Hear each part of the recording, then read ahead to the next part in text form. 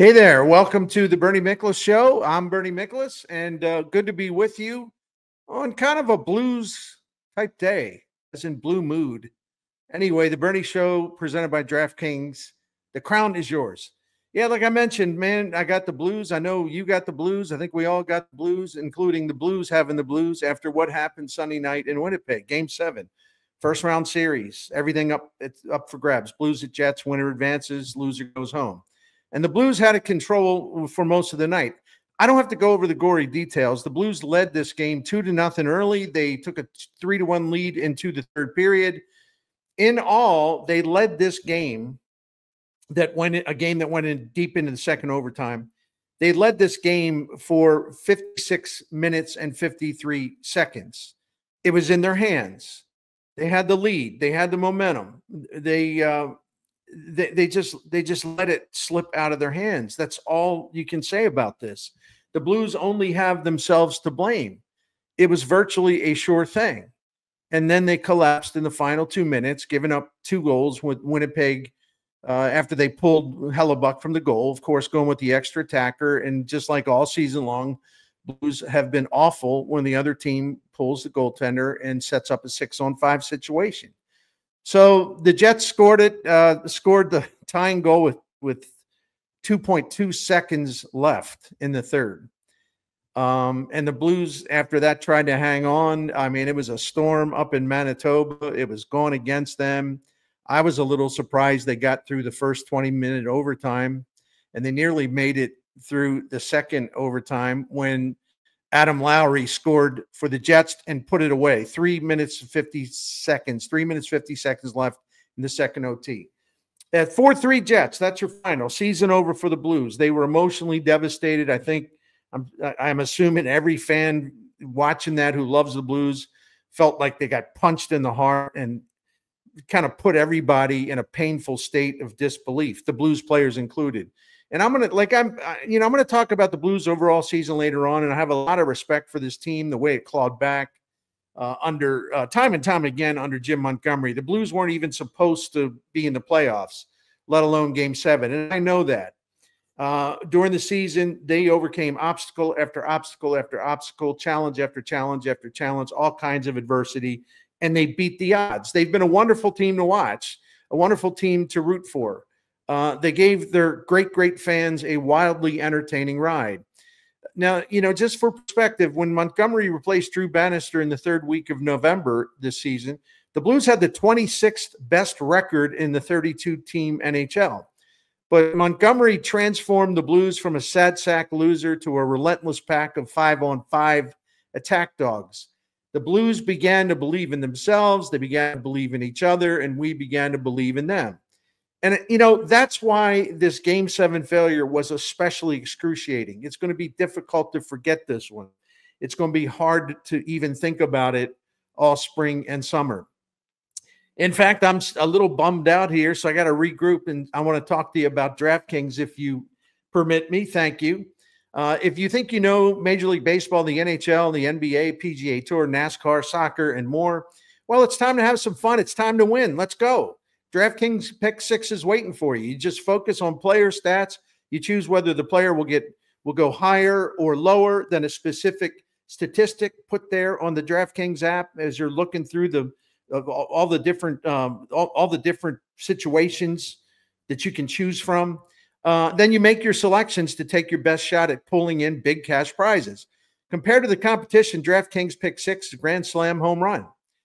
Pick 6 is available in most states, including Missouri, California, Texas, Georgia, and more. Playing is a lot of fun. You make your picks, and it's fun to track them as the game goes on, just to see if you're on the mark and then if you're in the money, right? I signed up, was impressed, very much impressed by how easy it is to get started. Just download the DraftKings app and open an account, then choose a sport, pick your players, and go for it. New players at DraftKings get $50 in Pick 6 credits instantly with just a $5 entry. Download the DraftKings Pick 6 app now and use the code STL Sports. That's code STL Sports for new customers to play $5 and get $50 in Pick 6 credits.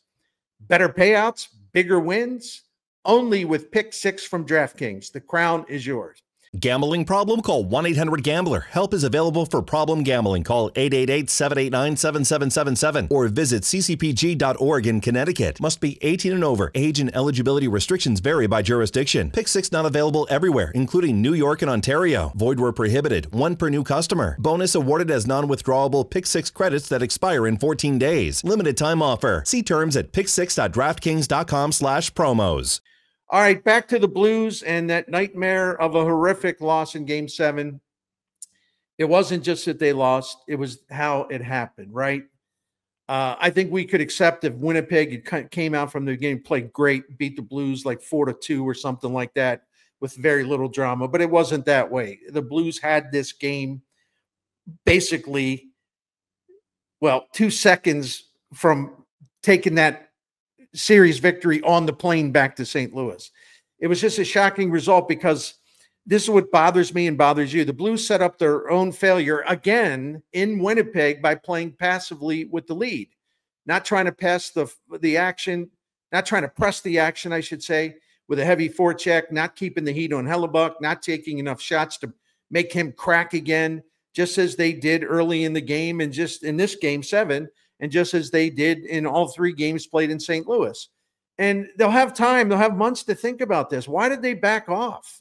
Why did they get away from what was absolutely necessary to put Hellebuyck and the Jets down?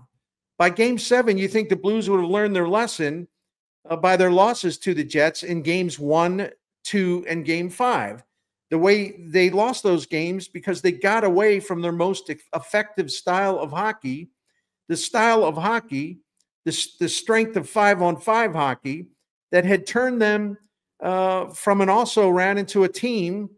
This is a fact. The Blues, from the start of February until the end of the regular season, had the best record in the NHL. And they did it their way with really rigid 5-on-5 play, really tough 5-on-5 play. But they go up to Winnipeg for all 3 of these games, then a 4th game, and it just wasn't there. They got away from what they do best. And I'll never understand this. The Blues didn't rise up from the near bottom of the league standings to becoming an emerging force by sitting back and let opponents dictate the terms of engagement. No, the Blues were the ones that dictated how it was going to be played. The Blues, during the regular season, when they made their big run, they imposed their style of play on opponents. It wasn't the other way around. And that's why the note went 21-5-4 in their final 30 regular season games. So then you think the Blues would have known how to win Game 7 after blowing up Hellebuyck and the Jets in all 3 games played at Enterprise Center. Forecheck, keep the puck in the zone, put bodies in front of Hellebuyck, screen him, bump him, mess up his mind. We saw it on full display in those 3 games in St. Louis. If you tangle up Hellebuyck's head wires, he will be physically incapable of shutting you down. He can't handle the pressure. But the Blues obviously did not learn a thing. And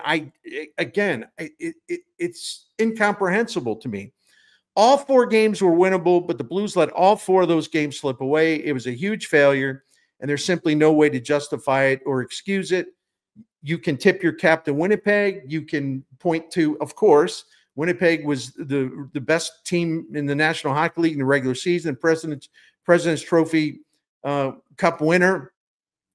But that doesn't necessarily mean a lot in the postseason. And the other thing, the Winnipeg Jets beat the Blues last night without their best all-around player, Mark Scheifele, in the lineup, again, missing another game. And Morrissey, their really good defenseman, was knocked out in the first period. So Winnipeg did this when they were shorthanded. They had 2 of their better players. One didn't play at all, and one was knocked out early. And the Blues still couldn't put them away. The Blues scored on 2 of their first 4 shots against Hellebuyck. And from that point on, they scored 1 goal on Hellebuyck on their final 25 shots on net. See, that was the problem, the 25 shots on net. After taking a 2-0 lead, the Blues had just 25 shots over the final, 89 minutes and change of game clock. From the start of the second period to the end of the game, the Blues were outshot. This is at all strengths, where they were outshot 44-22. From the start of the third period through the second overtime, they were outshot 34-13. This is embarrassing. It made no sense whatsoever. It's as confusing as it is embarrassing.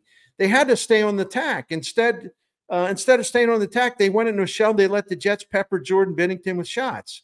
And on the other end, Hellebuck, after that shaky start, he didn't have to deal with much net front traffic. He didn't have to deal with many grade A chances. He didn't have to deal with any kind of sustained pressure. The same Blues team that knew how to break Hellebuck down because they cracked him 3 games in a row in St. Louis.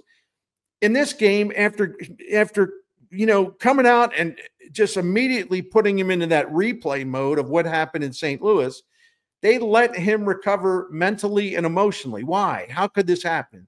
Look, we spend a lot of time talking about Hellebuck falling apart. And yeah, he was awful in the 3 games in St. Louis. But it didn't matter. And here, I'm going to put it this way. It didn't matter because that he fell apart in St. Louis, because the Blues became a Hellebuck type of team when they played at Winnipeg. I'll explain. Hellebuck was Hellebuck in St. Louis, but the Blues were Hellebuck in Winnipeg. In other words, they were just as bad in those 4 games up there, letting games slip away. In their own team way, they were just as bad as Hellebuck was in the 3 games in St. Louis. And think about that while I share some information with you all about Blue Chew. Man, especially those around my age, please listen up, because Blue Chew can help you lead a more fulfilled life, right? I'm not shy talking about this. I don't feel awkward about the subject because this issue applies to men everywhere, including me. And so, been there, done that. So there's no reason to shy away from getting the help you need. Blue Chew is the original brand offering of chewable tablets for enhanced intimacy and fulfillment. Blue Chew is your leadoff hitter when it's time for you to turn your attention away from sports and focus on your significant other. And you will get your first month of Blue Chew free. A home run of a night is just a few clicks away, and it's really easy. You sign up at BlueChew.com, consult with one of their licensed medical providers, and once you're approved, you'll receive your prescription within days. Blue Chew tablets are made and prepared in the United States and shipped directly to your door. It's all done online. No visits to the doctor's office, no awkward conversations, no waiting in line at the pharmacy. Just order online to increase your horsepower through Blue Chew's help. Trust Uncle Bernie when I tell you this. Nothing more attractive to your partner than confidence, and Blue Chew can help you get your confidence back where it counts. Make life easier. Make your life easier just by increasing your pleasure. And we've got a special deal for our listeners. Try your first month of Blue Chew free when you use the promo code Bernie. You just pay $5 shipping. That's promo code Bernie. Visit BlueChew.com for more details and important safety information. And we thank Blue Chew for sponsoring the Bernie Show. All right, let's return to why the Blues and how the Blues failed to win a game in Winnipeg. In losing all 4 games, the Blues were outscored 8-1 in the 3rd period and overtime in Winnipeg.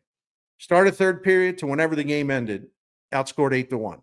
In the 4 losses in Winnipeg, the Blues had only 42% of the shots on goal. They had 39% of the goals. They had 37% of the high danger scoring chances, 31% of the high danger goals. You don't need me to tell you this, but that's really, really, really bad. And please listen to this part.